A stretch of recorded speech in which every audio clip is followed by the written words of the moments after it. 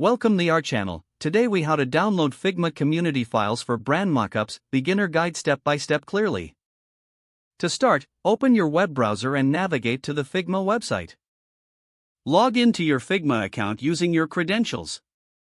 Once logged in, look for the Community tab in the top menu. Click on the Community tab to access a wide range of user-shared files and plugins. In the search bar, type in keywords related to the brand mockups you're interested in. Press the Enter key to see the search results. Browse through the available community files that match your search. Click on a file that catches your attention to view its details. On the file page, you'll see a preview of the mockup along with information about its creator.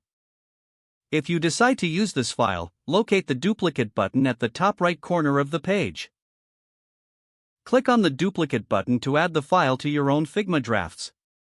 You may need to wait a moment while Figma processes the duplication. Once the duplication is complete, you'll be redirected to your own copy of the file. Now, you can customize the brand mockup according to your needs. Explore the layers and components in the left sidebar to see how the mockup is structured. To change elements, click on the desired layer within the canvas.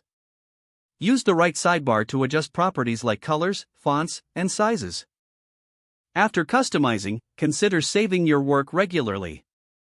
You can always revisit your duplicated files by going to the Drafts section in your Figma workspace.